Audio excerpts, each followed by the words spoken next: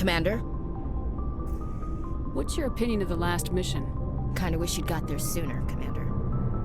No offense, I appreciate the rescue. I just wish... You wish we'd been able to save the rest of your unit. Yes, ma'am. If I had been more alert, we wouldn't have been cut down by an ambush. The answer seems plain enough to me. Be more alert. Aye, aye, Commander. I'll make sure it doesn't happen again. Dismissed, Chief. Ma'am.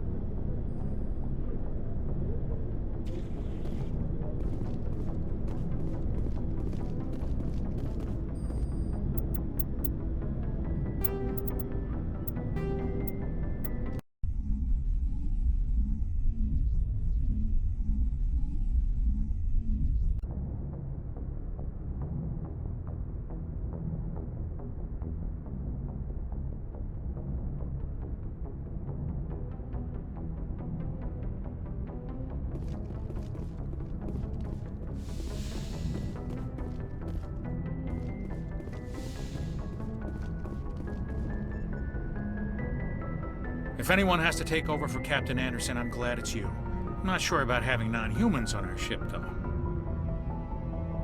We're all on the same team here, Presley. With all due respect, ma'am, that's what they said about Nihilus. Look how that turned out. Speak freely, Presley. I want to know if you have a problem with non-humans. It's not that, Commander. Humanity has always handled its own problems. Saren attacked one of our colonies. We should be the ones to stop him. We don't need their help. This is bigger than humanity. Saren's a threat to every species in the galaxy, and I'll welcome anyone who wants to help me bring him down. I guess so. Maybe I'm just stuck in the old ways of thinking. But don't worry, Commander, this won't be a problem. How did you end up assigned to the Normandy? I signed up with the Alliance as a navigator right out of school, following in my grandfather's footsteps, I guess. My first posting was on the Agincourt. We were at Elysium during the Skillian Blitz. A massive fleet of alien raiders hit the colony, trying to wipe it out. They had the numbers, but their ships were no match for an Alliance frigate. It was a slaughter. We couldn't even keep track of how many ships they lost. How'd you end up on the Normandy? I got my officer's commission after Elysium. Must have made an impression on the right people. Captain asked for me when he was picking his crew. Carry on, Presley. Yes, ma'am.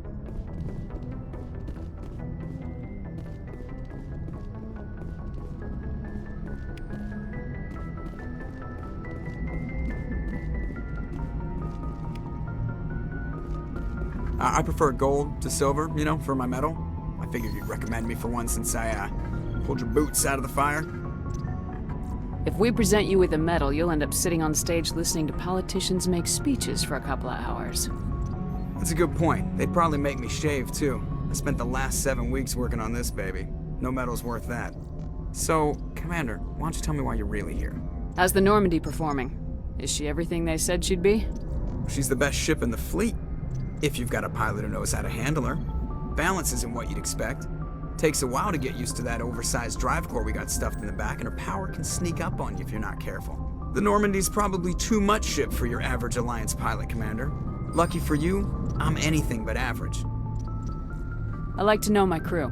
Mind if I ask you a few questions? I can see where this is going. You did a background check on me, didn't you? Well, I'll tell you the same thing I told the captain. You want me as your pilot. I'm not good. I'm not even great. I am the best damn helmsman in the Alliance fleet. Top of my class in flight school, I earned that. All those commendations in my file, I earned every single one. Those weren't given to me as charity for my disease. What are you talking about? Are you sick? You mean you didn't know? Oh, crap. Okay, I've got Vrolik syndrome, brittle bone disease. The bones in my legs never develop properly. They're basically hollow, too much force and they'll shatter. Even with crutches and my leg braces, it's hard to get around. One wrong step and crack! It's very dramatic, but I've learned to manage my condition, Commander. Put the Normandy in my hands and I'll make her dance for you. Just don't ask me to get up and dance unless, you like the sound of snapping shin bones. I need to know more about this Vrolik syndrome if I'm putting my ship in your hands. Yeah, of course you do. It's an extremely rare condition. Nobody knows exactly what causes it. Genetic, maybe. It's treatable, but there's no cure. They classify my case as moderate to severe. I was born with over a dozen fractures, hip, thighs, ankles. My bones were already breaking in the womb. 100 years ago, I wouldn't have survived past my first year. Lucky for me, modern medical science has turned me into a productive member of society. You're not gonna break a bone trying to fly the ship, are you? I don't fly with my feet, Commander, so I'm fine as long as I'm in this chair. I gotta be real careful when I get up to take a piss, though. I can do my job as well as anyone on the ship. Better, actually. So don't worry about it. I'm not trying to make you uncomfortable. Let's talk about something else. Whatever you want, Commander. Why does everyone call you Joker? It's a lot shorter than saying Alliance Flight Lieutenant Jeff Moreau. Plus, I love to make little children laugh. You're dodging the question. Look, I didn't pick the name. One of the instructors in flight school used to bug me about never smiling. She started calling me Joker, and it stuck. Why didn't you ever smile? Hey, I worked my ass off in flight school, Commander. The world's not gonna hand you anything if you go around grinning like an idiot. By the end of the year, I was the best pilot in the academy, even better than the instructors, and everybody knew it. They'd all got their asses kicked by the sickly kid with the creaky little legs. One guess who was smiling at graduation? I have to go. All right, see ya.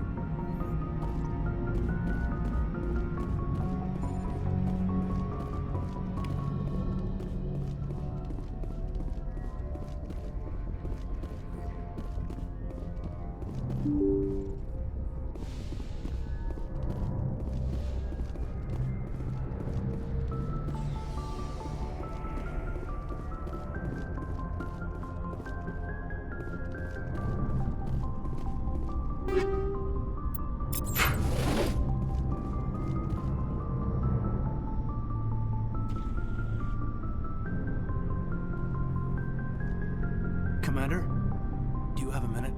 I always make time for my officers. Off the record, I think there's something wrong here. This Saren is looking for records on some kind of galactic extinction, but we can't get backup from the Council? Sorry, Commander.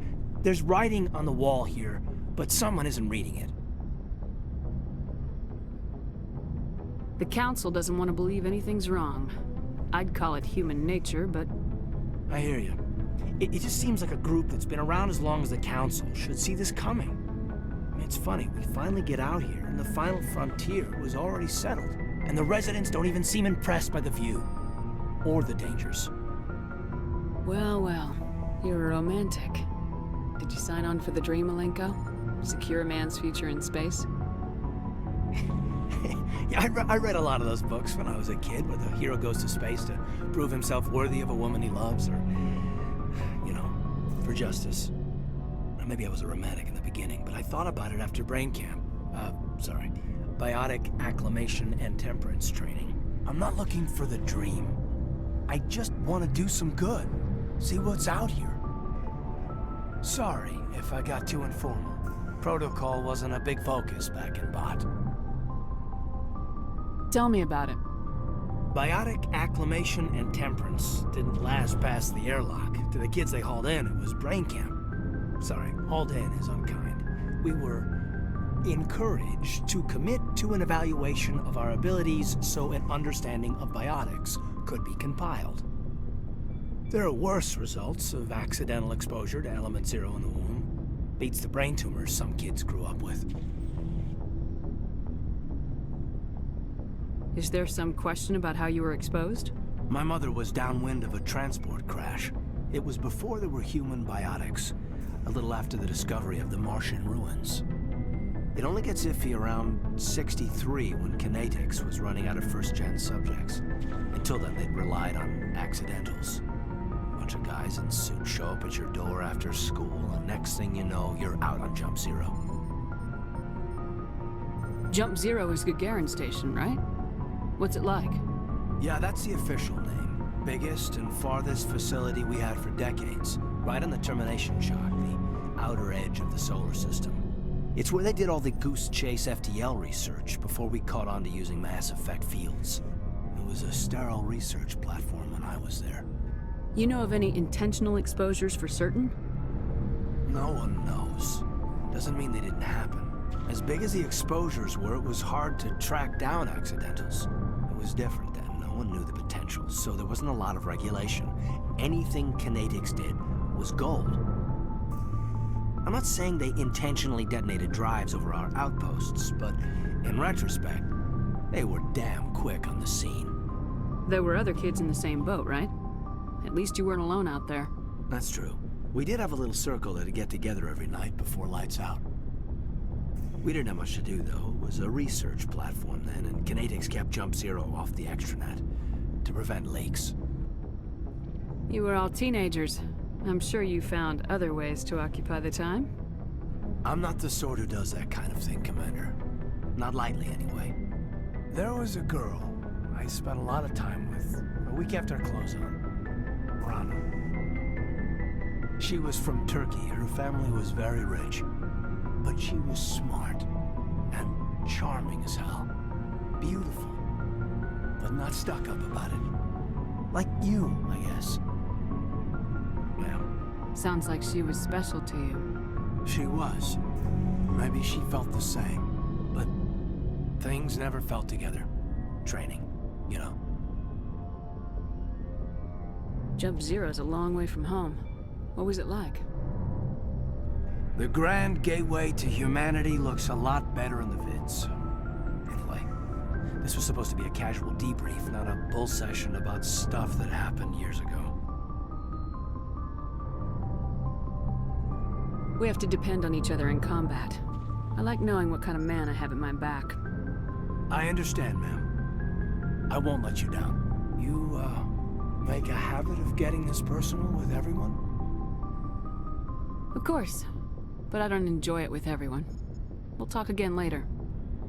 I'll need some time to process that, Commander. But, yeah, I'd like that.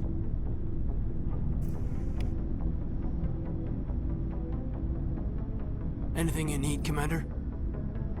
What's your opinion on the last mission? Dr. Tassoni. She seems nice enough. I mean, if you like the bookish sort. Any intentions there, Lieutenant? None, Commander. I prefer adventurous women. Just trying to get a sense of where the crew's at. Thoughts? I've wasted enough of your time for now, Commander. We'll have time for personal debriefings later. We'll talk later, Caden. I'd like that.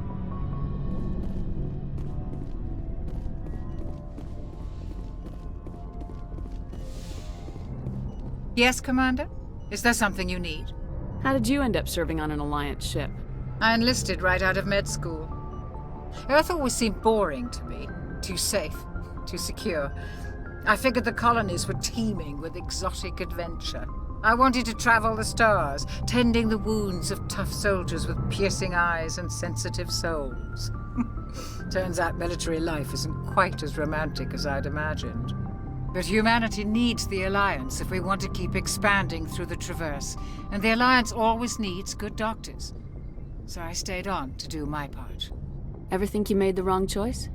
Sometimes I think about opening a private practice back on Earth, or maybe taking a position at one of the new med centers out in the colonies.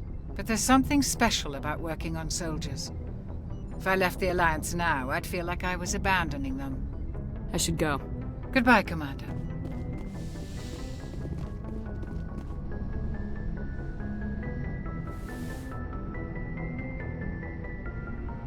Commander, are you coming to check up on me? You look much better. How are you feeling? Dr. Chakwas assures me I am going to be fine.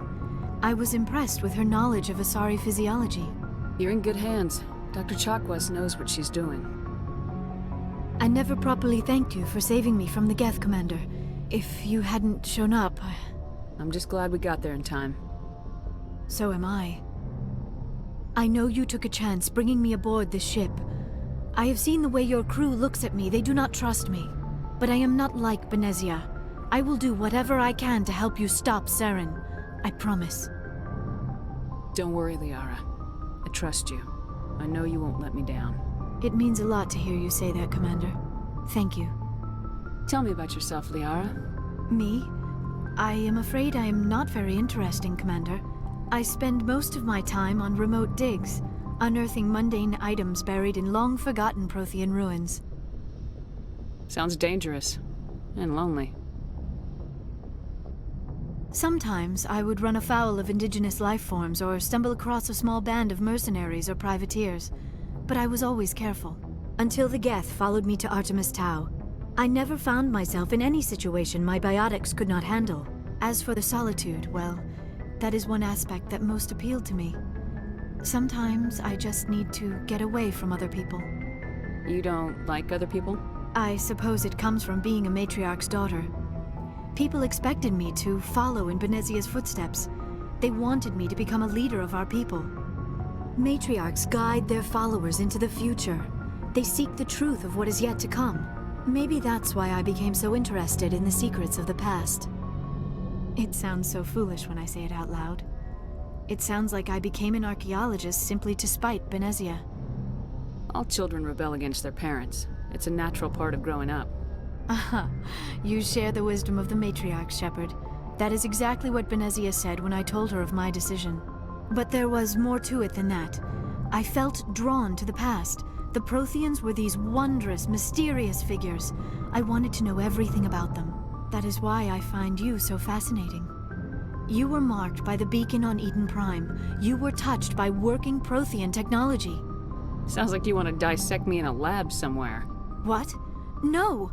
I did not mean to insinuate. I never meant to offend you, Shepard. I only meant that you would be an interesting specimen for an in-depth study. No, that's even worse. Calm down, Liara. I was only joking. Joking? Oh, by the goddess, how could I be so dense? You must think I am a complete and utter fool. Now you know why I prefer to spend my time in the field with data disks and computers. I always seem to say something embarrassing around other people. Please, just pretend this conversation never happened.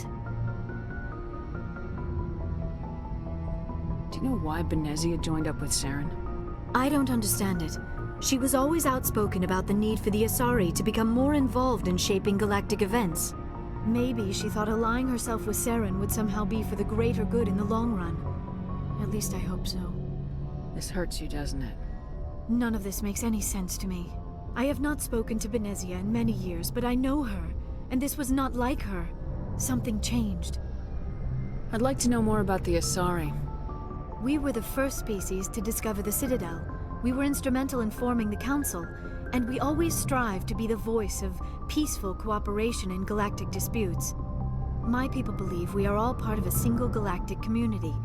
Each species contributes something to the greater whole. Although we seek to understand other species, it seems few of them seek to understand us. The galaxy is filled with rumors and misinformation about my people.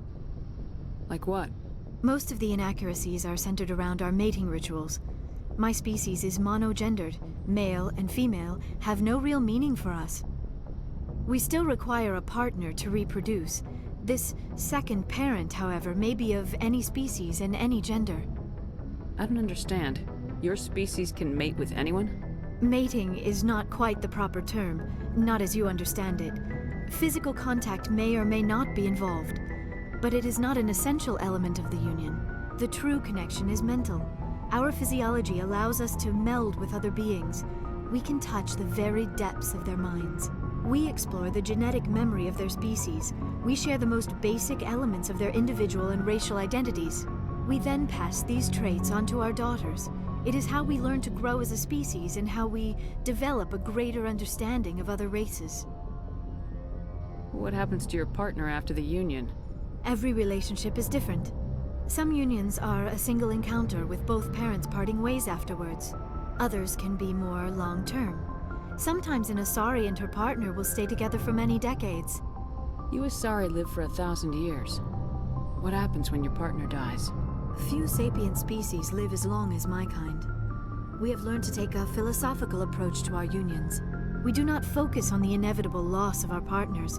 Instead, we enjoy the time we spend with them. And even after they're gone, a part of them lives on in us. The union is a connection that transcends both time and space. Do you know who Matriarch Benezia chose as her partner? She rarely spoke of her partner. Though I know my father, if you want to use that term, was another Asari. I thought you always needed another species to serve as one of the parents. Think about it, Shepard. If we were not able to mate with our own species, we would have died out long before we ever mastered spaceflight and left our homeworld. Union with our own kind is no longer common, not for the purposes of reproduction. Most Asari believe it weakens our species. Asari daughters inherit racial traits from the father species. If both parents are Asari, then nothing has been gained, or so conventional wisdom would hold. I am what is sometimes called a pureblood. Though no Asari would ever be cruel enough to say the word to my face, it is a great insult among my people. It is possible Benezia's partner was embarrassed by their union. She may have been too ashamed to publicly acknowledge me as her offspring. Maybe she wanted to meet you but couldn't. Something could have happened to her. Maybe she passed away. You might be right. I hope you are. But I have no way to know for sure. Benezia never spoke of her partner. Whatever happened, it caused her too much pain to dwell on it. She raised me by herself, though that is not uncommon. Many Asari raise their children alone, particularly if the father species is short-lived. Often the partner will pass on long before the child reaches maturity. I should go. Goodbye, Shepard.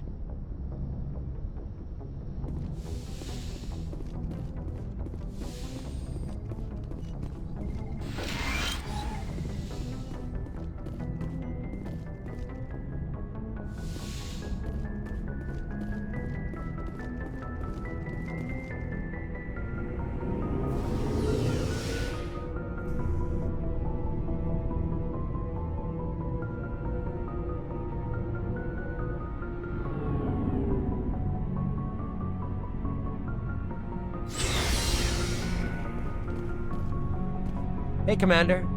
Looking for some extra supplies before you head out? What have you got? Whatever you want. Armor, weapons, mods. It's not standard Alliance issue, but that's not necessarily a bad thing. Well, as long as you don't mind paying for it. Why should I pay you for my weapons and armor? My stuff doesn't come from the Alliance. I have to purchase it myself, and it's not cheap. Hell, the licenses alone have set me back more than I'd like. But no licenses, no goods. Without the goods, I'm out of a job. What are licenses? Why do you need them? Manufacturers sell licenses. Each license allows me to buy and sell a certain brand of products. I already have several basic ones, but you'll need to buy more if you want me to bring in different brands. Many of the best licenses are hard to get, but they're well worth the cost if you can find them. What do the different manufacturers offer? There are too many for me to keep track of, but each license will explain what it's good for. Let's see what you got. You bet, Commander.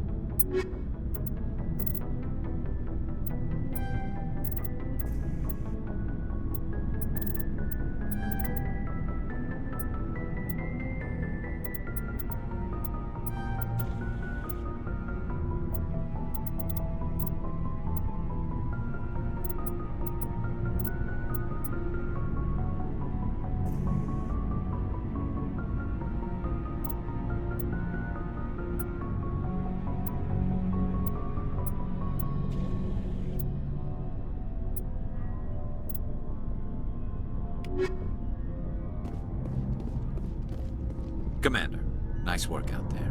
I knew working with the Spectre would be better than life at CSEC. Have you worked with the Spectre before? Well, no, but I know what they're like. Spectres make their own rules. You're free to handle things your way. At CSEC, you're buried by rules. The damn bureaucrats are always on your back. Being a Spectre does have its advantages. Exactly my point. If I'm trying to take down a suspect, it shouldn't matter how I do it, as long as I do it. But CSEC wants it done their way. Protocol and procedure come first. That's why I left. So you just quit because you didn't like the way they do things? There's more to it than that. It didn't start out bad, but as I rose in ranks, I got saddled with more and more red tape. CSEC's handling of Saren was typical. I just couldn't take it anymore. I hate leaving. I hope you made the right choice. I'd hate for you to regret it later. Well, that's sort of why I teamed up with you. It's a chance for me to get off the Citadel, see how things are done outside CSEC. Either way, I plan to make the most of this. And without CSEC headquarters looking over my shoulder, well, maybe I can get the job done my way for a change. As long as you do your job well, you're free to go about your business as you see fit. Thank you, Commander.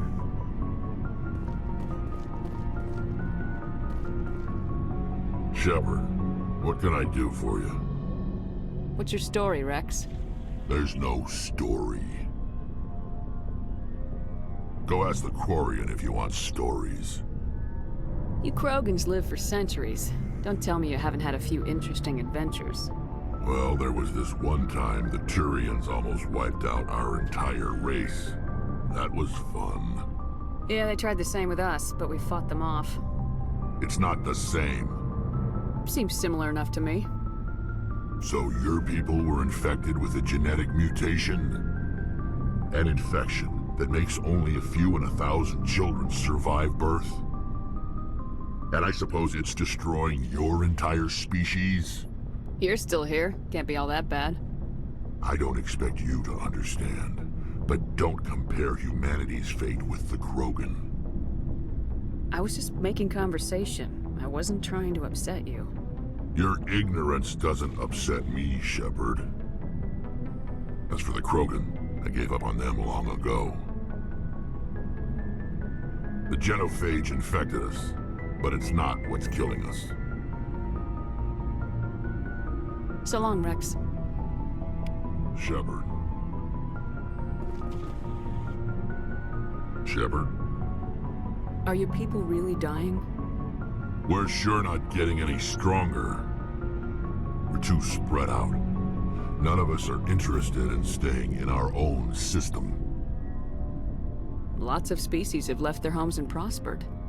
But they go to colonize new worlds. We're not settlers. We're warriors. We want to fight. So we leave. Hire ourselves out. And most of us never go back. What can you tell me about the genophage? Ask the Solarians if you want details. They made it.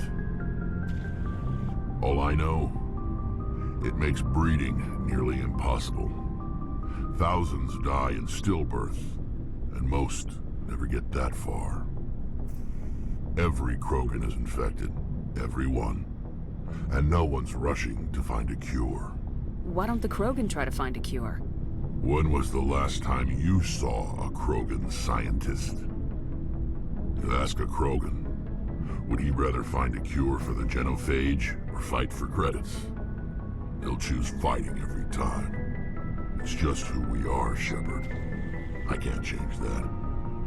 Nobody can. So long, Rex. Shepard.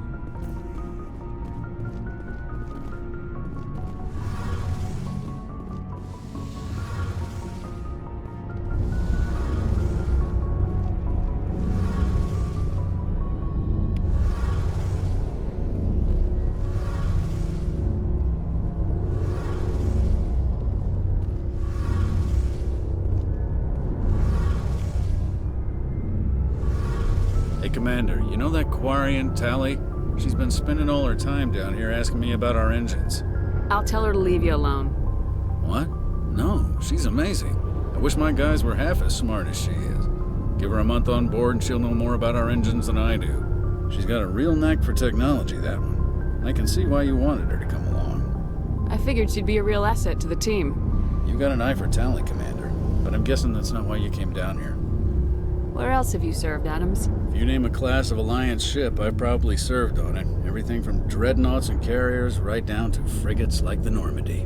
My last assignment was on the Tokyo, only a cruiser, but she was a good ship. Couldn't hold a candle to the Normandy, though. I want to know more about the Normandy. She's the best ship I've ever served on, probably the fastest vessel ever designed. And she's the only one using the new Tantalus drive core. What's so special about the Tantalus drive core? Proportionally, it's about twice the size of any other vessel. Not only are we faster, we can run at FTL speeds longer before we have to discharge the core. Fill me in on the IES stealth system. How does it work exactly? You can't hide a ship out in space. They emit too much heat and radiation, too easy for sensors to pick them up, unless you find a way to capture those emissions. So our stealth systems trap the energy we give off in storage sinks built into the ship itself. No emissions to give away our location. Eventually the sinks have to be vented. More than a few hours silent running and they overheat. Cook us inside our own hull. There's no way for anyone to detect us? A visual scan can still pick us up. Anyone looking out a window can see us plain as day. But you have to be pretty close to get an actual visual out in space.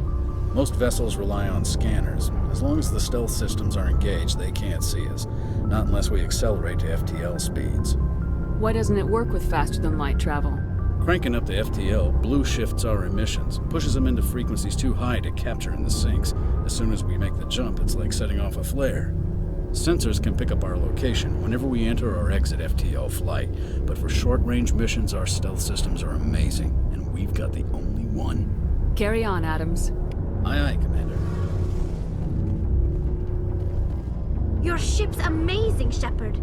I've never seen a drive core like this before. I can't believe you were able to fit it into a ship this small. I'm starting to understand why you humans have been so successful. I had no idea Alliance vessels were so advanced. The Normandy's a prototype, cutting-edge technology. A month ago, I was patching a makeshift fuel line into a converted tug ship in the flotilla. Now, I'm sitting on board one of the most advanced vessels in Citadel space. I have to thank you again for bringing me along. Traveling on a vessel like this is a dream come true for me. I had no idea you found ship technology so interesting. It comes with being a Quarian. The migrant fleet is the key to the survival of my people. Ships are our most valuable resource. But we don't have anything like this. We make do with cast-offs and second-hand equipment.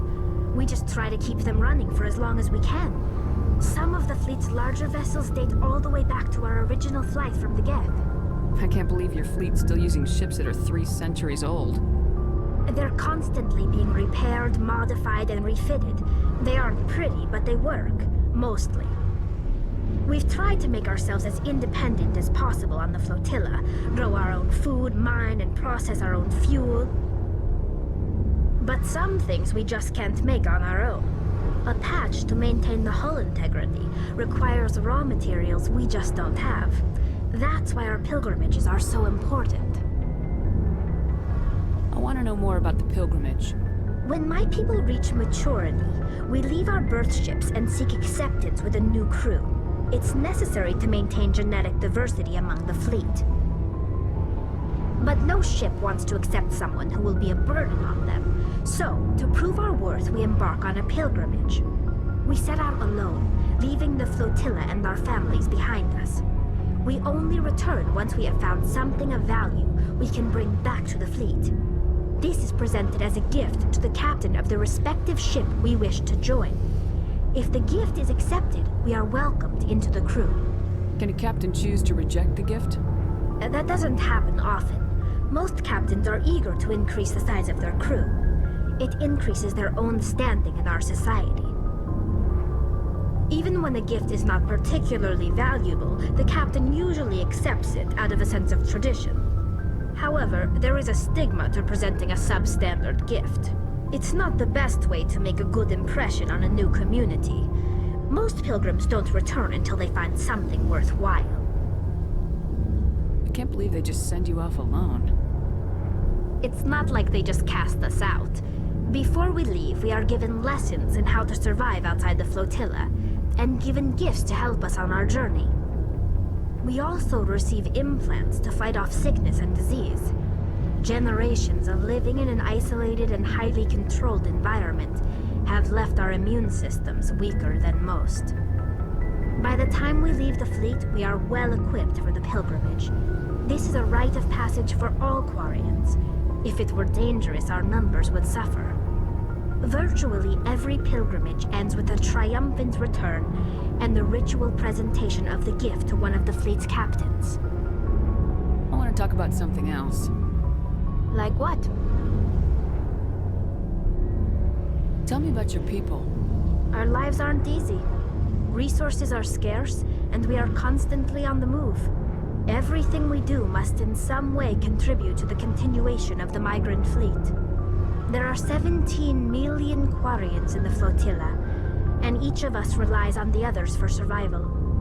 The bonds among my people are strong.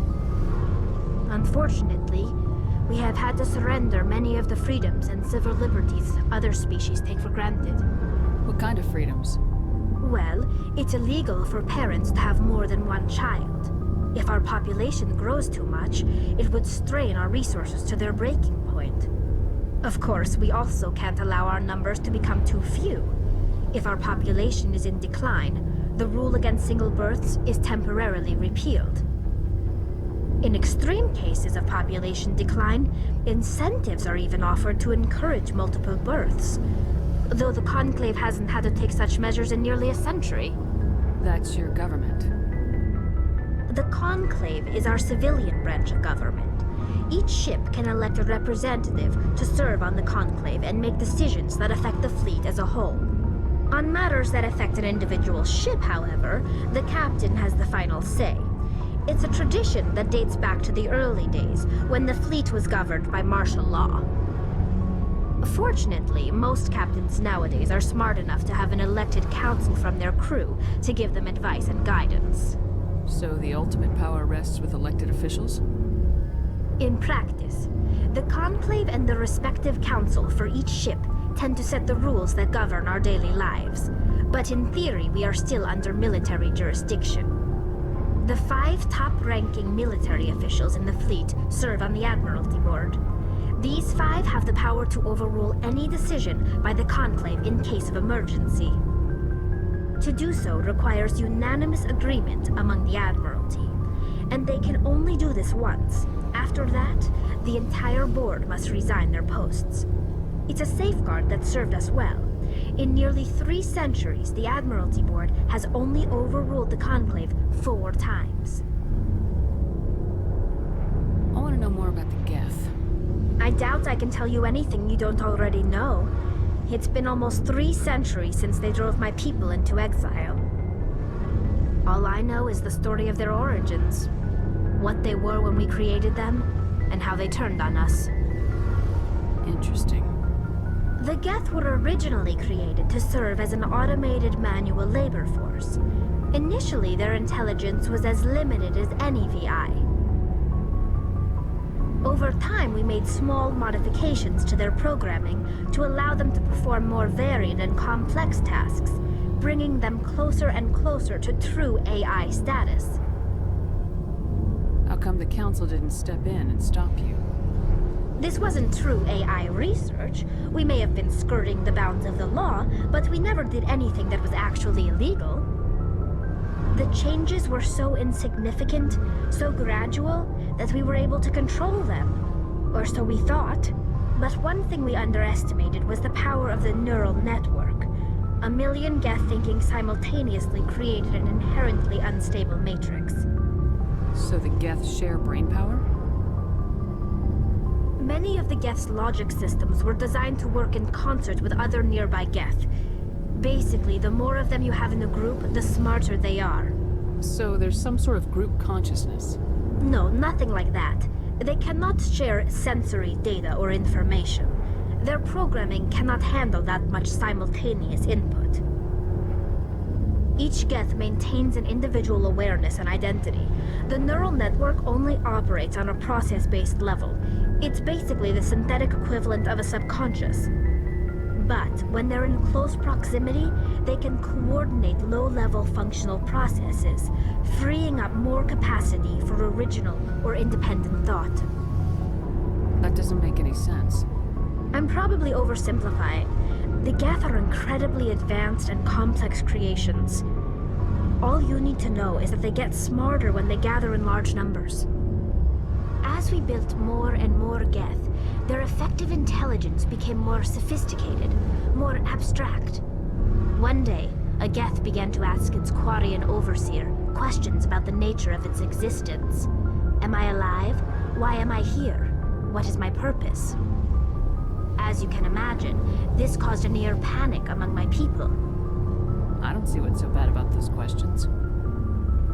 The Geth were created to engage in mundane, repetitive, or dangerous manual labor. That's fine for machines, but it won't satisfy a sentient being for long. The Geth were showing signs of rudimentary self-awareness and independent thought. If the Geth were intelligent, then we were essentially using them as slaves. It was inevitable the newly sentient Geth would rebel against their situation. We knew they would rise up against us, so we acted first.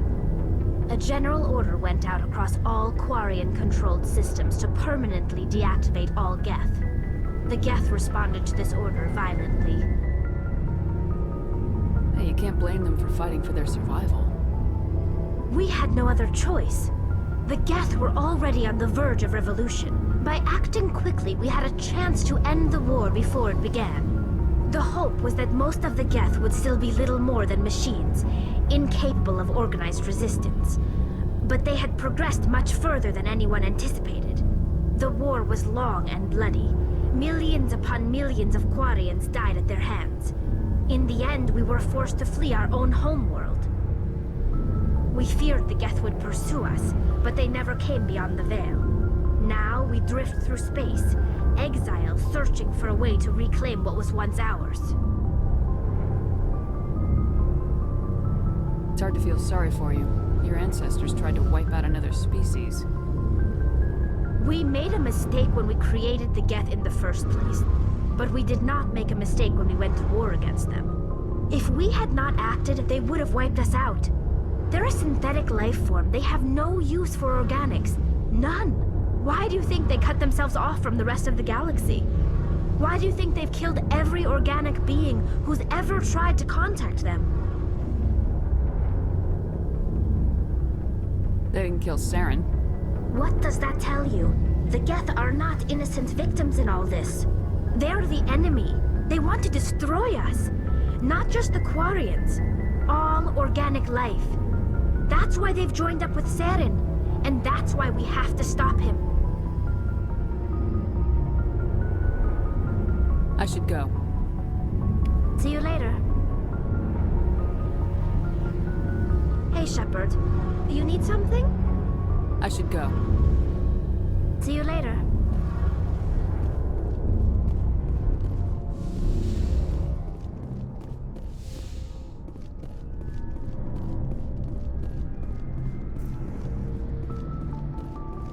Commander? What's your opinion of the last mission? Not sure I buy Dr. Tassoni's story about her and her mom not talking.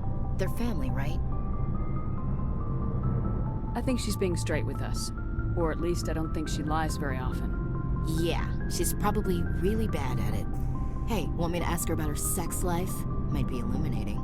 I don't think she's used to teasing, good-natured or otherwise. No fun, Commander. Too bad those ruins got destroyed. I mean, they lasted thousands of years. That's impressive.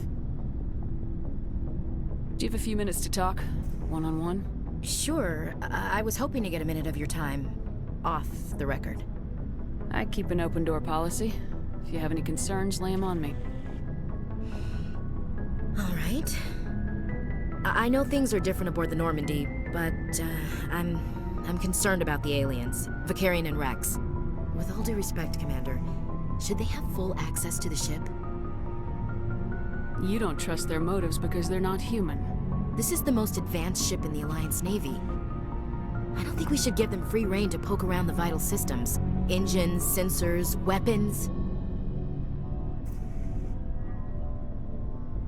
You don't trust the Alliance's allies? I'm not sure I'd call the Council races allies. We, humanity, I mean, have to learn to rely on ourselves. Standing up for ourselves doesn't mean standing alone. I don't think we should turn down allies. I just think we shouldn't bet everything on them staying allies. As noble as the Council members seem now, if their backs are against the wall, they'll abandon us. You get a pessimistic view of the universe, Williams. A pessimist is what an optimist calls a realist. Look, if you're fighting a bear and the only way for you to survive is to sick your dog on it and run, you'll do it. As much as you love your dog, it isn't human. It's not racism, not really. Members of their species will always be more important to them than humans are. These seem like deeply held beliefs, Williams. What made you think this way? My family's defended the Alliance since it was founded. My father, grandfather, great-grandmother, they all picked up a rifle and swore the oath of service. I guess we just tend to think of Earth's interests as our own. I never knew my family. Grew up an orphan on Earth. Anybody in your family I'd have heard of? Couldn't say, Commander. So why are you out here? Just trying to get away from Earth? No, the future of humanity is out here. There's so much we haven't seen yet. Yeah. I still remember my first field exercise on Titan. When we hit mud, the reality hit me. I'm the first person who ever stood here. Then my drill instructor kicked me in the ass. I went face first into the muck. He spent the next 5 minutes chewing me out for gold breaking. Don't tell me you had Gunny Ellison. He's the only one who uses that word to describe shirking duty. Oh, Lord. You went to the Makapog boot camp, too?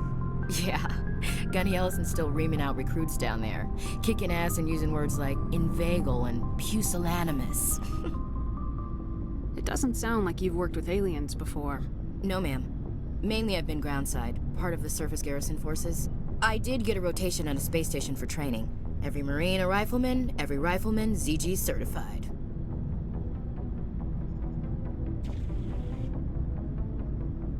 That's odd. Your record is spotless and your technical scores are exemplary. You should be serving with the fleet. Anyway, that's why I haven't served with many aliens, Commander. Alright, I can see where your concerns are coming from, Williams. But this is a multilateral mission. You're gonna have to work with aliens, like it or not. It won't be a problem, Commander. You say jump, I say how high. You tell me to kiss a Turian, I'll ask which cheek. I don't think kissing Turians will be necessary. You never know, Commander. Dismissed, Chief. Ma'am.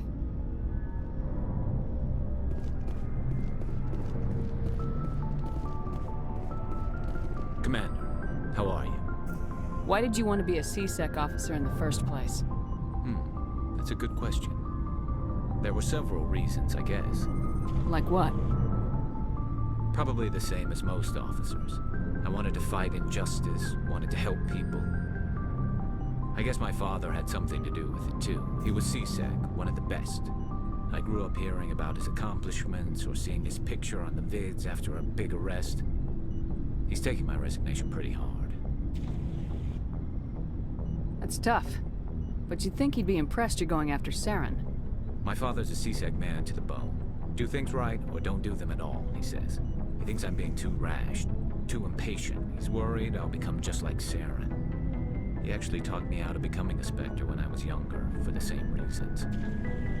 You were asked to be a Spectre? Well, I was targeted as a possible Spectre candidate. Me and about 1,000 other Turian military recruits. I could have received special training, but my father didn't like it. He despises the Spectres. He hates the idea of someone having unlimited power with no accountability. He wouldn't like you, Commander. No offense. Spoken like a true CSEC officer. Yeah, it's a speech I've heard one too many times. But Saren's not gonna play by our rules, CSEC's rules. If you want to nail Saren, you need to send someone who isn't restricted by policies and procedures. You're a quick learner, Garrus. We'll beat him at his own game. It's the only way to stop someone like him. I'm right behind you, Commander.